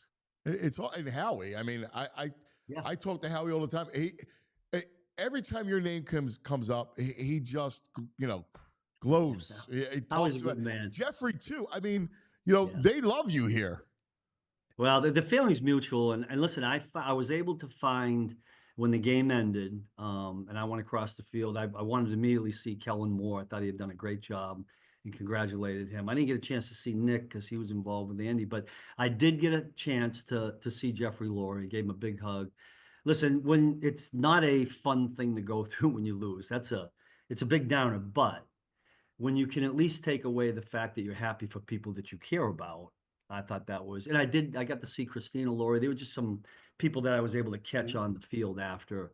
I waited really for an extended period of time to shake Saquon Barkley's hand. I just wanted to let him know what I thought of him, but he was involved in a TV, I think they were interviewing him. I kept waiting and waiting, and I just couldn't wait anymore. I had to go in the locker room, but I thought he had a terrific year, and I think he's a terrific player. Steve, it's actually, if you want to go back to the game here, like, that's a good place to start. So you have 2 weeks to get ready for a game. And obviously Saquon is the focal point of this offense. Yeah. And me and Anna have talked about it, you know, since Super Bowl Sunday, but like, you actually did a better job than anybody all year at really stopping Saquon. Like, you had one 10-yard run, but I mean, for the most part, it was unbelievable with the big linebackers, your front, how you pressed the outsides, all the things that you did. I mean, I know the disappointment in the loss, but can you look at a piece of this game plan and go, we did execute this against a really great player? Yeah, he is. And that offensive line, like, you know this, Baldy, I don't have to tell you. I Yeah. mean, you put that offensive line and that back together and you get exactly what you got, which was, history making. We just felt like going into the game that we had to somehow not allow them to be two-dimensional. Yep. Because I've been there, you can't defend them because they get the run going and then he's throwing the ball and he gets out of the pocket. I did think we did a fairly good job of that. Anthony and I were talking about it earlier, but to the credit to the quarterback, the rest of those guys that were playing on offense, they made some key throws, and I thought Jalen did a great job really in critical situations of beating us or getting first downs with his feet. I thought that was really, really challenging, and that's what happens in this league nowadays with these athletic quarterbacks. I mean, you can take away runs, you can cover really well, have them all covered. And when they say, hey, I'm going to get the first down with my feet, and they're able to do it because your lanes are out of whack or something happens, then it becomes challenging. And I give them a lot of credit for what they did. Was the thought process to stay in base as much as possible with your linebacker crew?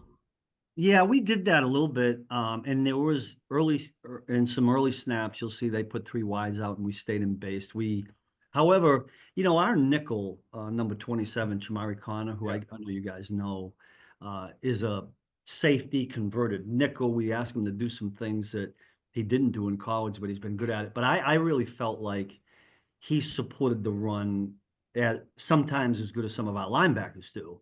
And so there were enough snaps that we put him in there, and I thought he did a really good job of that. But our linebacker crew, Baldy, you just mentioned it, our linebacker crew and our D linemen take a lot of pride. And listen, as a prideful group, they said, hey, we're going to find a way to make it one-dimensional. We talked about that during the week. And I thought for the most part we did that.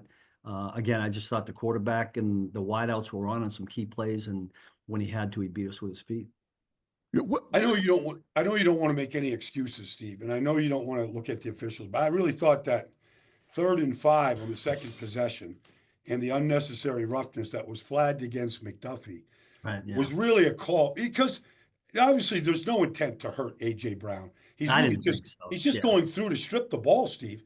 But you actually have to go jump to go make that play. Like, you could call it a launch. He's not launching it, AJ. He's literally making him. He's in zone. He makes the right play, read. He's a great player. Yeah. And I thought it's 3rd and 5. They're off the field.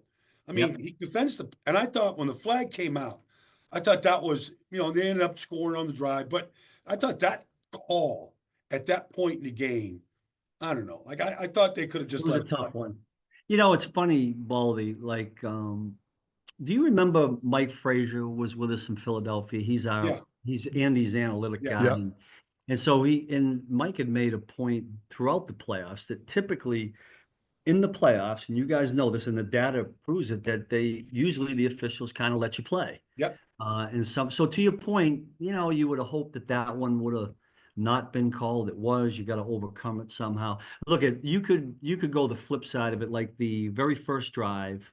When Jalen threw it to AJ on Trent. Got the offensive passer. And it was an offense. Now, listen, it probably legitimately was. However, you might say, hey, do you call that in this game? And so I get both sides of it. Okay. It's going to happen. Somehow you got to overcome those. But I do agree with you, Baldy. That was a pretty critical play there. So on that drive, it's, so they get the first down to 27. You stop Barkley for a loss. And now it's 2nd 11 at the 28, and Jalen goes to Dotson. Yeah. Which was a huge play on that. Yeah. So I have in front of me, and Baldy, I have my call sheet. I got my comments from the game because, I'll tell you, I'm going to be honest with you guys. It took me, count the days. I didn't look at that tape until like 17 days after the game. Is that right? Wow. I just couldn't. It was just, listen, it just stung. I watched bits and pieces of it, Baldy, but I didn't sit down and analyze it until I think I was at the combine. But anyway, I have done it. But Anthony, the play that you're talking about, there's always when you call a game, guys, and certainly when you don't win, I do it even when we do win. There's 2, 3, 4, 5 calls you want back. Yep. That 2nd and 11, Anthony, I would like back. We came after him. I just decided to They were getting in field goal range, and I probably got a little bit too aggressive there, and it put Jalen Watson in a tough down. Although I thought 83 made a nice play with a little stutter move, and it kind of froze him a little bit, and it was a really good throw. So to their credit, they executed, but they picked up the pressure. It was an overloaded pressure. Saquon came. Yeah, and they came over. The center got over there, and they did a good job executing against the pressure that typically would make the quarterback get the ball out quick. So to their credit, they out executed us on that play. What was and the then we had to deal with the quarterback sneak after that. And I was going to bring this up, right? Because everybody's talking about the tush push, right? That was a whole topic in Indianapolis. Yeah. What's your thoughts on it, on the play? Listen, I can, because I'm a defensive coach, you certainly want to say, but they have found a way to, really produce on a particular play. The only thing, and maybe you guys remember this, I want to say at one time now, and you guys would know better than me, at one time, Baldy, you couldn't push people. No. Right. No. And then they somewhere along the way they changed. You can't pull them. Right. You can't pull your ball carrier with you. And I just I don't know if getting, however many pounds behind somebody and push them is good for football or not. I'll let the competition committee decide that. But listen, if it's in football, you got to find a way to defend it. And okay, so I look at this play, Steve, as it's really pure physics. Force equals MA. Force equals mass times acceleration. So my question to you is, I saw the way Chris Jones lined up on the play. He was kind of like almost almost horizontal in the A gap. So I see you trying different things. But what if you did this, Steve? You've got Chris Jones, you've got Wharton, you've got your hogs up front, generally in the A gaps. What if you took your next set of defensive tackles and you pushed the same way that they're pushing, and you just met force with force? I see guys jumping over the top. That's meaningless. That's not because when you're in the air, you don't have any. Well, there's no power. Right. Yeah.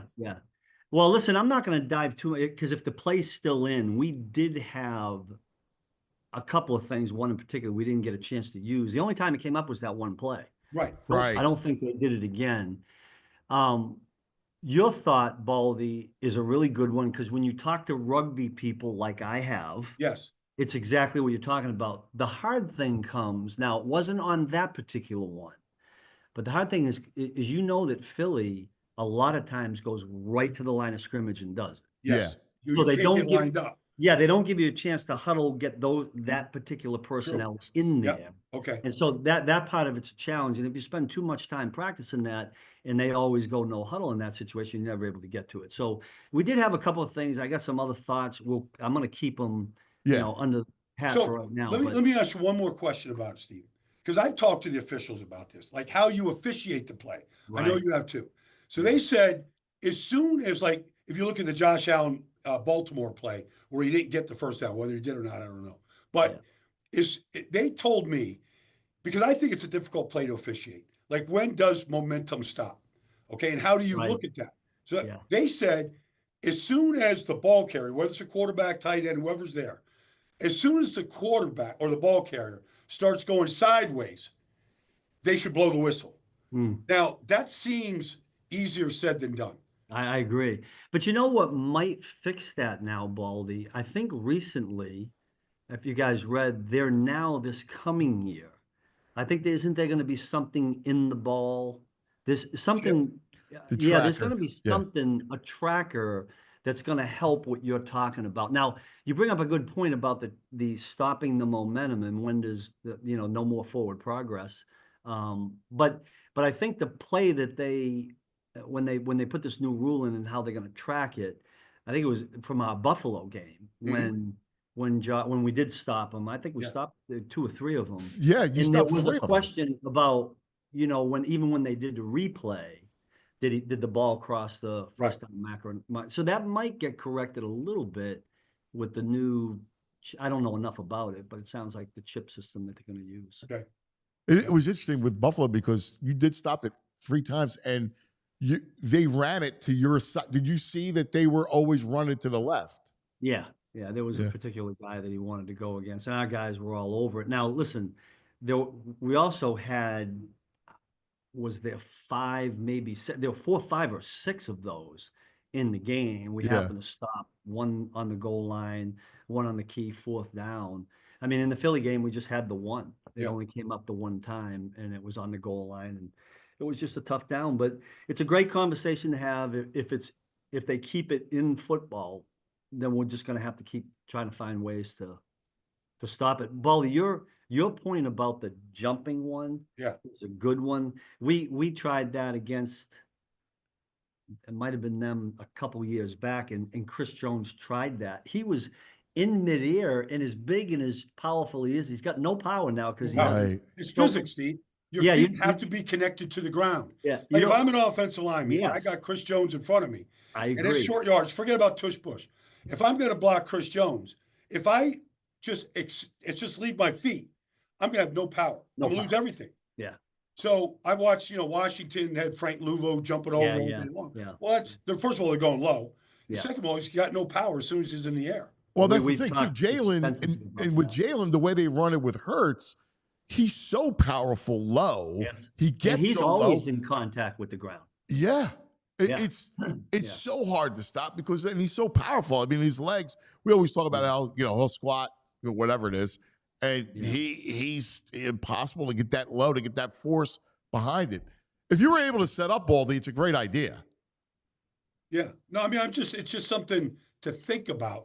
To Steve's point, look, if you're going no huddle and and that has been the Eagles' approach, short yardage, goal line, like let's just go up and line up and go. You can't substitute to get, your big people in there. Yeah, big people in. Now, the other thing too, Baldy, that, from my standpoint, that keeps you from fully committing to what you're saying is, now they do have 2 or 3 things off of that. Yeah, they do. Right. Where my guess is what they would do is just check to whether it's jet sweep. They just pitch it out. I mean, they're smart enough to be ahead of the game that way. Yeah. All right. So it's 7-0. And this goes back now to the offense. And I think Andy made a great call during the year, trying to fortify the line. But it was struggle. It was a 3-and-out after that. You guys are back on the field. And again, you stop Barkley. First down, incompletion. Second down, you stop Barkley for 2. And then Jalen goes to Devontae for 9 to pick up the first down. Then, you're doing well. I mean, you had the offsides on Omenahu that hurt. Yeah, it was a third down. Now, I think on that drive, though, Anthony, we did end up intercepting the ball. Well, you got Cook at the interception. Yeah, Cook it didn't kill us. Yeah, that one didn't kill us. No, but it was more that you guys were still you guys were forcing them into third down situations. We were. I wish we'd have won a few more third downs than we did. At the end of the game, the stat came out fairly decent, but I just think in playoff games, third down is so critical. I mean, you gotta be really good on both sides of the ball, to tip that score the way you want it. But the one I thought that really got us as you keep going there, Anthony, was listen, I know we threw the pick 6 and it went to 17-0, and that was hard to recover from. But the one that, if we'd have gone in the halftime at 17-0, we've overcome those. Well, the shallow cross to AJ Brown. That's where I was going, Baldy. That was the one, and it was just a quick thing. One of our linebackers, we had worked on it. We had seen that play. We didn't come off quickly like we should, but had we got him to kick a field goal there, I thought that would have made a huge difference. But when we didn't, it gave them a lot of momentum. Were you in zone coverage on that, Steve? We were, Baldy. We could have played it better. We had worked on it. There's a couple guys in there that wish they had that down to do over again. Yeah. But listen, that's in big games like that, when one side of the ball executes it a little bit better than you do, they end up scoring. They got the ball at the 12, so we had to hold them to a field goal is what we were trying to do, but we didn't do that there. That 3rd and 7 on the AJ play, did you think about pressure? Which one was that? That's the shallow cross to AJ. The 3rd and 7 at the 46. That was a second down play, wasn't it? Or no, so it was. Down? Yeah, first down, you stop Barkley for a loss. 2nd and 11, Jalen scrambled for 4, and it set up 3rd and 7 at the 46. Okay, yeah, that was what was that was that was That was on the 46 field goal drive. and that went to AJ Yeah, on for 22. was that Trent McDuffie? Yes. Yeah. Oh, I know I remember what happened. It's all coming back to me now, Anthony. It's all I'm coming sorry. back. Well, one of the things we thought we needed to do against them was not show them when we were in post safety defense, and we made a little bit of a mistake. You lined up in too high almost every single play. Yeah, Steve. well, we wanted to, but we weren't always playing too high. I thought, Right. going back to the run game, I thought our guys did a really good job of holding that 2-shell when we weren't 2-shell, when we were an 8 in front. And, Justin Reed would get down there and make a couple of tackles for a 3-4 yard gain. I thought our guys did a really good job on that. On the one you're talking about, Anthony, on the 3rd and 7, I think we just showed Jalen too quick that we were in post high, and he decided he was going to throw it to his best player, and that's what he did. And we had our best player on him, but they won that down. So yeah, if you're asking me, Anthony, would I change the call now in pressure? The answer would probably be yes. Hindsight's 2020, right? Well, it's just interesting. It goes into your mindset that when you hold Saquon to 25 carries for 57 yards. I mean, we watched them all year long. Pittsburgh tried to do it. Everybody tried to do it, and nobody succeeded. Yeah, I just wish listen, I would, if you'd have told me, would you be happy with the stat at the end of the game, I would have taken it.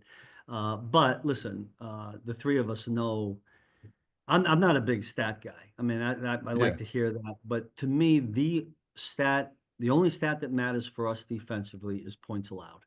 Yeah. Because that's the way we can help our football team win the game, to limit the amount of points. And I just thought this offense we were facing, if we could have found a way to keep them under 20, I thought that would have been really good. That's the respect I have for the people that they have on offense and how they do things.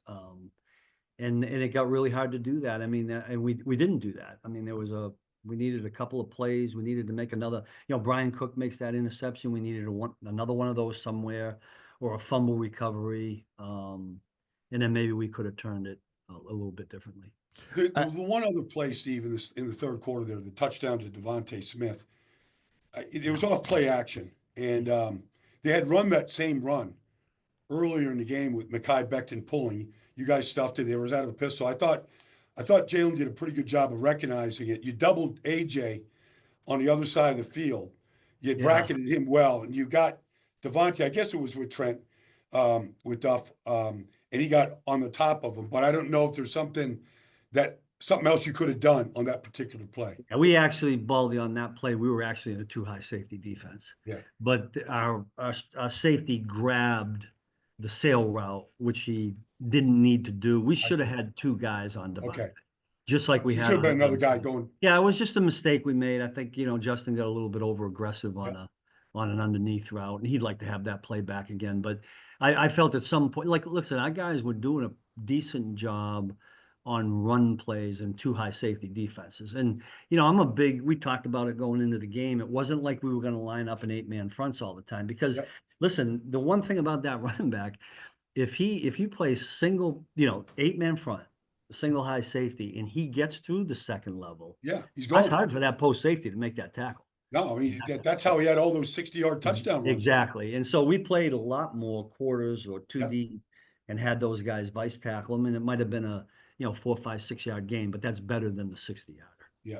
Yeah. Hey, just to get your assessment on the other side of the ball, that you looked at the Eagles defense. Carter, I know how you love players, and what kind of a problem was Jalen Carter in the middle for your O-line? Yeah, and I'm going to be honest with you. I'm not sure I've seen 3 plays of the other side of the ball. I haven't yet watched the TV copy of the game. Here's what happens, guys. When you win the game, I would have watched it 5 times by now. when you don't win it, it's like, okay, I don't know. So I haven't. Now I've listened and talked to the offensive coaches, and what they say is that the front four up there in Philadelphia kind of got after him, and I mean, that's what They it didn't felt blitz like. one time, Steve. They never blitzed one time. That's what I heard. Yeah, which is amazing. Amazing. That's amazing. Yeah. So you got to give a lot of credit to whoever was covering on the back end and the guys that were coming up front. And listen, I haven't studied their defense and I haven't had a chance to do that, but I hear a lot of things about that Carter, and everything I hear about is he's dominant. So. And you studied Cooper DeJean for the draft, and Now him I really liked. Yeah, I really like both those DBs that they got. Yeah, Quinyon Mitchell too. Yeah, I would have. I was in there bribing Brett Veach to find a way to get either of those guys, and I think so. So Mitchell went early, right? Yes, he was the first corner. And then where did they traded up? They traded up in the second round, Steve, to get Cooper. DeJean. Yeah, and I was hoping he would get to us, and because I was all. Did you look at him, Steve? Because a lot of people looked at him with some position flexibility, but did you think this is a slot defender right here? Here's what I said, Baldy. Like, I didn't pigeonhole him into that, because I said to Brett, I said, look, I would put this guy outside and let's see what we got. Yeah. And if we need to put him inside, and I knew he could play in there. Yeah. I thought he was really smart, instinctive, but I had no problem saying that he was also an outside corner in my mind. Okay. Yep. Yeah, I remember you telling me that, because after the draft, I talked and you're like, hey, I like that Cooper DeJean a lot, and I could play him on the outside. What really struck me is how physical he plays in the middle of the field. Like here was one where he stood up Derrick Henry, and he stood him up, and he became a real physical player in the middle of the field. You know, it's funny.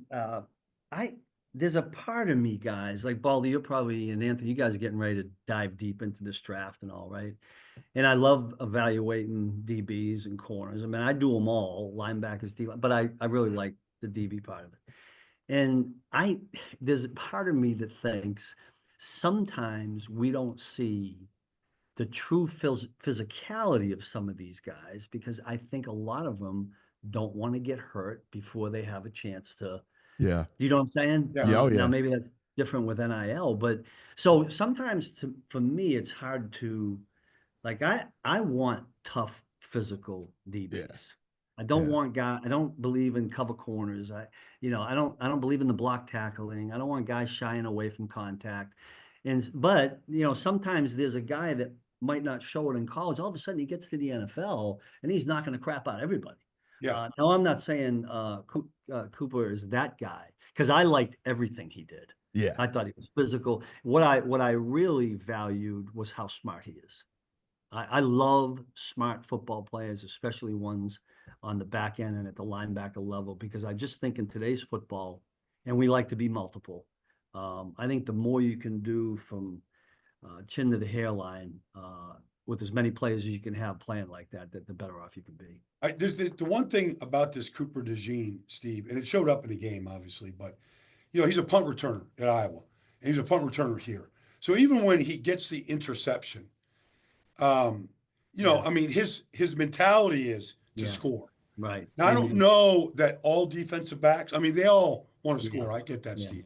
But some guys, they have that vision of where the lanes are and where to get to. He looked like he's got that. It's ingrained in him. Yeah, when you can have a cover guy with those kind of skills, Anthony, you're talking about how physical he is, and add to that when he gets his hands on the ball, he becomes a legitimate runner.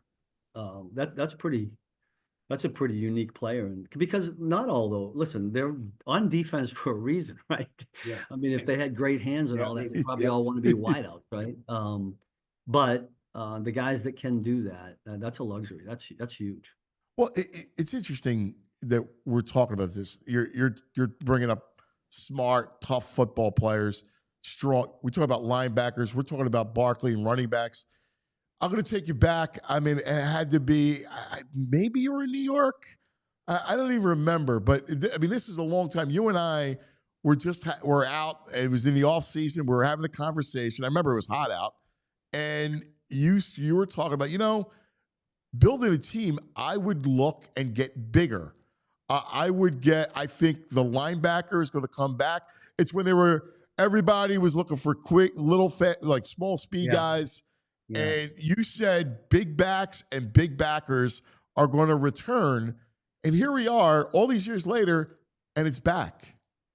Yeah, I think when we were talking about that, Anthony, it was, the college game was coming into the pro football and the zone read and everything. It was a space game. Spread. Everybody wanted speed and nobody was valuing the running backs. And listen, I think in all sports, things go in cycles, right? And everything finds its way back somehow. And I think we're seeing that now. I mean, look at Baltimore, what they did. And even really most of the teams, you guys could help me out here, but I think most of the teams that were in the playoffs or at least went deep, found a way to have an effective run game. Well, I mean, you look at Baltimore, Philadelphia, Pittsburgh, Washington, they all ran it more than they threw it. Even Buffalo Baldy. Buffalo was 50-50. Running it. Yeah. How about Detroit? I mean, Detroit had the best run game with those two backs. Exactly. Yeah. It's going to find its way. I mean, listen, we just got done saying it that from a defensive perspective, when a team is two-dimensional and good at both, those are the toughest teams to defend. Yeah, and you. Well, I was just saying, I was at the combine, Steve. I was in the Steelers box for I think Friday, but I was talking to guys that go back to Chuck Noll, played for Chuck Noll in that box. So we were just talking about Chuck and his beliefs, and he always thought that there's two things you got to do to be successful. You got to control the tempo of the game, and you got to take care of the football. I mean, it sounds very basic, but there is something to that. Control the tempo by being able to run it. Now, you were very disruptive with your backers. Leo Chenal is a great player, really fits with what you do. And I know Chamari did a good job in his role, but I feel like that's where not everybody has the luxury of having Patrick Mahomes that can just control the tempo with what he's able to do, extending plays and all those kind of things. So, in this business where everybody's trying to find these quarterbacks, maybe the run game, controlling the tempo, and just taking care of the football like the Eagles did, maybe that's a formula that should never go out of style. I don't think it ever will. I mean, add to that playing good defense, right? I mean, it's all about having more points than they have at the end of the game. And I think what you're talking about, Baldy, I think it will slowly start to make its way back, and it'll be a formula. Philadelphia is probably the perfect example, right? Yeah. For exactly what you're saying. And they're built right. Listen, they got talent at all levels on both sides, and they play to the talent. Steve, it's fascinating because you mentioned in the last real quick, Baldy, in the last 2 days, they gave Barkley a big contract, right? And they gave Zach Bond a huge. I can't remember, Baldy. You can't remember a linebacker in Philadelphia that got paid like that, and he was an interesting player because no one expected him to play that kind of role. That Fangio found him in New Orleans, and he put him in that role, and he flourished. Yeah, good for him. I mean, I think it's great to see that. Listen, I value all positions. I know. Listen, everybody can't get paid at the right, but listen, I'm happy for guys like that when it works out, especially somebody that on the track he went on, right, and he falls into a place and it fits him, and good for them. Steve, you mentioned after the game you made a real effort to go find Kellen Moore. I did, and so two things. One, his dad, his dad moved here with him. They both live in Haddonfield. Is that I right? run into his dad at the gym every once in a while. So his dad's an old high school coach, Steve. Like, he coached his son, all of his sons. That's great. So, that's the type of family. But what I wanted to ask you though, Stephen, when you went back and prepared for this game and you watched the offense, what did you admire? What was difficult about maybe defending Kellen and the things that he was doing? Yeah, it's interesting. I don't know if I thought that deep about it, Baldy, because we were just in the middle of trying to defend what they were doing. But so Kellen was in LA with the so we had gone against him, and he had, and so listen, he had a really good quarterback there. Didn't have the running attack that he had in Philly, but he had some wideouts. I guess where I'm going is I think Kellen did a really good job of identifying it. And if I'm right, you guys were out there and would have seen how the whole season progressed, but it sounds like all of us, and I believe this, it takes the first quarter of the season to figure out who you are, what you can be good at. I mean, we do that every year. Yep. It doesn't matter because you're changing people. And it felt like Kellen, he just kind of felt it, figured it out, and then am I right in saying it's a little bit more toward the running game? They had the early bye, Steve. So it was not looking good the first month, and then they had the bye. How about it? Lane went back and said, "Look, we're a downhill running team." You remember you spoke to Lane about that. They talked about this, that we need to find our identity, and our identity was a downhill run team. Yeah. So I credit all the coaches for that. I mean, that's good football. That's good coaching. And it resulted in something really good for them. How taxing was this season for you guys? I mean, every week was just a nail biter. Every week was tight. Well, listen, some of those games I can't even explain. I mean, that was just God's intervention, I think, in some of them that we had. But that and the fact that we got guys that always continue to hang in there and battle.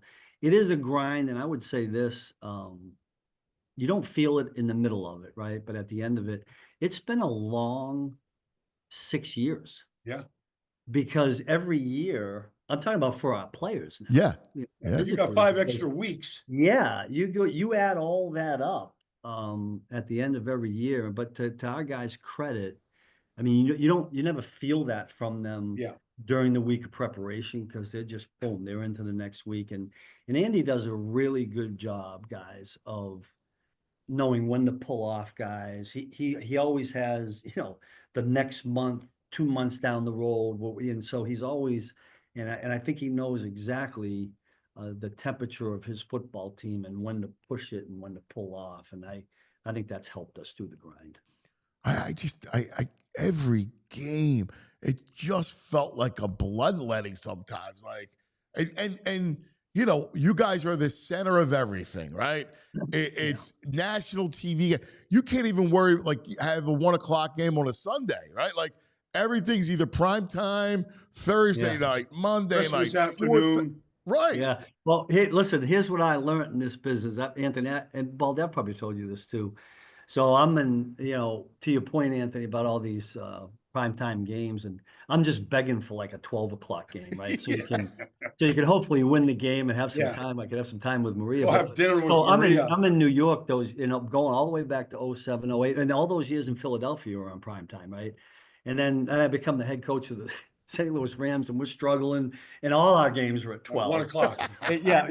12 Central Time, right? And so I make sure, Anthony, that I don't wish for having a bunch of 12 and 1 o'clock games, because that usually means you're not doing real well. So we got to put up with the prime time. But listen, it's challenging. We played every day of the week except Tuesday. This past year, and when the weeks are different every week, it's challenging. But I give Andy and the players a lot of credit for handling that. Well, and all the attention beyond just the times of the games. I mean, you got, between Taylor Swift and all everybody talking about Pat. Pat is, a celebrity quarterback. Andy's doing Bundlerooski. I mean, I'm waiting for your appearance. He was great at that, by the way. He was. It's funny. People don't realize how personable he is. He's got a great personality. He's fun. Awesome. He's got a great fun side to him.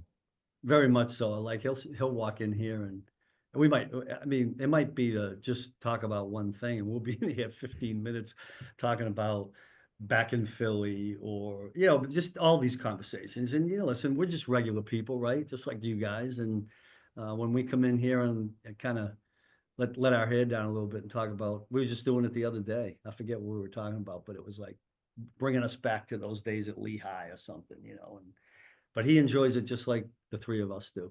Steve, we're winding down here. You just came back from the combine. I was there. Without getting into like specific players, just overall, it looks like a great defensive line draft, whether it's tackles, ends, edge. Like, do you see it like that? Does it look as good and strong and deep as you've seen it in a while? It feels like that to me, Baldy. And again, you're probably further ahead than I am because you've been knee deep into it for a while. And we when the Super Bowl ended, we did our exit interviews and our evaluations. Then we took a week off and then kind of got back into it when we got back. All of a sudden, boom, the combine was here, Baldy. I know. It was like bang. Way too fast. But the word around the league, whether I talk to coaches on other teams, with our personnel people, what you're saying feels like is exactly right. And we interviewed, a number of defensive guys, and there were a number of D linemen in there. I was pretty impressed with the few guys that we, that wasn't always that D linemen were as smart football as I feel like they are now. And I don't know why that is, but I thought a lot of the guys that we talked to really for D linemen, not to put guys in a bucket of cat, they seem to know football. And I was, we asked these guys sometimes to get up and, draw up their favorite blitz and I was impressed with the way they got, for the most part. You know what's amazing? And being around a lot of youth football and high school football and college is they're so far advanced in the X and O of the sport. Then, when Baldy was there, I mean, he's looking for, he's fighting a bunch of cowboys, trying to get there, drinking his beers and hanging out, right? Like, these kids now are so in tune. They all go to specialty camp.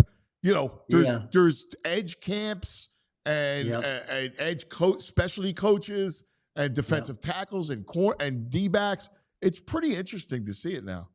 Do you think some of the mental part of it, Anthony, comes from the fact that, now listen, I don't even know how to play Madden.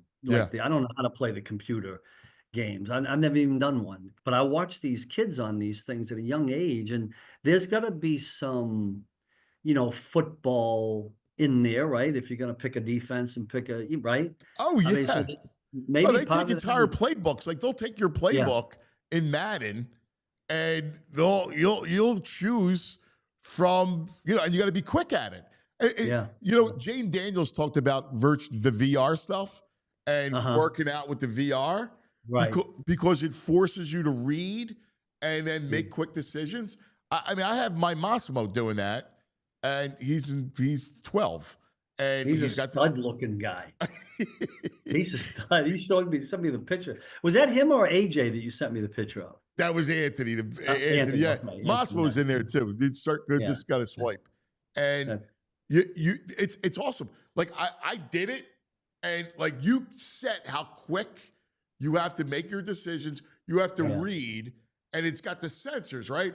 So it knows how far you throw it, where you throw it. It's unbelievable. It's such great training tools, and it's fun. It's gamification. I just hope all that technology, Anthony, doesn't replace us coaches. I'm worried about that. Yeah, we're gonna have AI coaching. Yeah, AI. They will coach the defense. Yeah, you can't get rid of the chain gang. The chain gang has to exist. You got to have those guys. You got to have them. You guys are awesome, man. I'm probably gonna have to cut out of here. Yeah, we got you. Listen, take some time. All right, I know you get the draft. But take some time. Well, have you been down to Florida yet? Yeah. I'm going down next week, Steve. I'm up here at NFL Films now, but I was in the Caribbean for a little bit after the season, after the Super Bowl. What part of Florida are you going to be in? I'm in Fort Lauderdale. Yeah, I'm going to be down in Miami. If I get a chance, I'll fire you a text. I might get up. I'll shoot you a text. I'll be down there next week, Steve. That'd be awesome. For a while. Anthony will be up here coaching his two kids. Yeah, I know. He'll be doing tackling drills. Yes. We'll be on the beach. You'll be doing tackling drills. I need you to get up here, man. Come on. I know. Your nephew's waiting for you. I get up there this summer. We'll do some grass drills. All right, man. I love you, brother. Appreciate it. Same here. Thanks, pal. All right, there it was, the Spags interview. Dude, great stuff. You'll get that nowhere else. Nowhere else. Nicely done. That's a great get by you, brother. It's good hearing the other team's perspective on everything. I love that stuff. I'll be honest with you. What I like, and this is what drew me to this medium, is I love to just sit and talk and interview and probe and learn. Like, I love the long form interview. I know that we live in a microwave society, quick. Mm-hmm. But like, I love when I was on radio, I used to drive listen, I get it. I understand their perspective, but I used to drive the PDs nuts because I'd be blowing off breaks. And I would keep guys on for 30 minutes or 35 minutes. And in radio, you can't do that, right? Like in this medium, you can. But, that was, I love to get insight. Mm-hmm. And I think there's an audience for it. There is an audience for it, for sure. Yeah. You can tell by the chat. Chat loved it. No, thanks, guys. No. Khalil Mack signed with the Chargers. I thought that was going to happen. It's weird. I read some stuff over the weekend. They said since they let Bosa go, they're probably going to bring Khalil Mack back. Yeah. Unfortunately. I know. I thought he was a real possibility. Hey, we got to talk about some of our people, right? Like Ace. We got to do our friends at Ace. Thank God for people like Ace and hardware, home services, and repairs, because I don't know how to do anything. I barely could tell the difference between a Phillips head and a flathead screwdriver. So the Ace Hardware Home Services, if you're like me, they're there for you, because if you got a leaky pipe, Ace Hardware Home Services, they're around the block with everything you need to fix it. And most importantly, they got the right people to do the fixing. You got an air conditioning issue that you haven't taken care of, and with spring coming and summer coming, they got people to help you out there. And a faucet that you might have said you fixed last fall, they got people for that too, because they're not just the helpful hardware folks. They're the helpful home service and repair folks, from plumbing to heating and cooling. They've got some trusted pros to keep your house humming all year long. Ace Hardware Home Services, they're bringing the helpful home, the helpful you love, from their store right now right to your front door. Visit Ace Hardware Home Services online, www.acehardwarehomeservices.com. And they'll help you get started on your next project. Take all the stress away from you. Stress is no good. Got you humming. No. Stress is no That's good. the beauty of Ace, the helpful place. They are the best. Hey, let's talk about Parks Casino, my casino of choice. They got it all. Action, excitement, headline entertainment. We're going to be there coming up a few times for March Madness. Woo-hoo. Looking forward to it. We're going to switch the time to show up for the tourney. 11-1 on the first 2 days of the tournament. All right? All right. So we're looking forward to, we'll be live from Parks. All right. All right? Yep. You're just thinking, oh my God, what am I going to do for work? My day job. Yes. But Parks wanted us there, and we're going to have a lot of fun celebrating the tournament. Check out everything they have to offer. Concerts, comedy, MMA, boxing, state-of-the-art Excite Center. Plus, you got thousands of hot online slots, state-of-the-art sportsbook, a beautiful poker room, a collection of award-winning restaurants. Parks Casino, this is how you win Pennsylvania's #1 casino. Tickets on sale now for these headliners. You ready? July 26th, the hilarious Joe Gatto from Impractical Jokers. Larry! July 3rd, Grammy-winning singer-songwriter Gary Clark Jr. Here come old flap top, he come moving on slowly. He loves it. He flap top. He looks like Joe Cocker over there. Yeah, you gotta give it a little oomph, you know? No, I listen. I know you're a showman, man. Yeah. You are. You're a showman. Comedian Ron White on March 20th. Can't fix Morey. We'll be there on Where? March 20th. I think yeah? that's a Thursday. Uh-huh. The Motown Sounds of the Isley Brothers, April 11th. Well, this old heart of mine's been broke 1,000 times. How do you not know that song? You got a little showmanship in you. Oh, I love it. He does. He does. He's a showman. Comedian duo Chad Daniels and Kelsey Cook from Pretend Problems podcast. I was just hanging out with someone last night who told me Kelsey Cook is extremely funny. Okay. I was like, oh, they're coming to Parks. Psychic medium Matt Frazier on April 18th. I'm feeling an M or an S. Could it be a Steve? Could it be a Mary? Could it be a Gina? Could it be a Gina? Did you know anyone who breathed? Yeah. I'm The feeling band breath. live, TV Todd's crew. Lightning crashes and a new mother cries. Comedian Gary Owen, April 26th. Larry the Cable Guy, May 16th. Get her done. Comedian Mark Norman, July 12th. Don't forget dinner and drinks before the show. Liberty Bell Gastropub and Beer Garden, Parks Grill Steakhouse, Chickies and Pete's, Bamboo Noodle House, ParksCasino.com for all things Parks Casino. This is how you win. You got a gambling problem, please call 1-800-GAMBLER. All right, time now for the Rite Aid back in the day moment. We're going back, back. We're going back. We're going back in the day with Rite Aid. Yeah, we got one. We got it back in the day. You taking it or you want me? This is the one I just sent you? It's the one you just sent me. Oh, yeah. So this came across my timeline.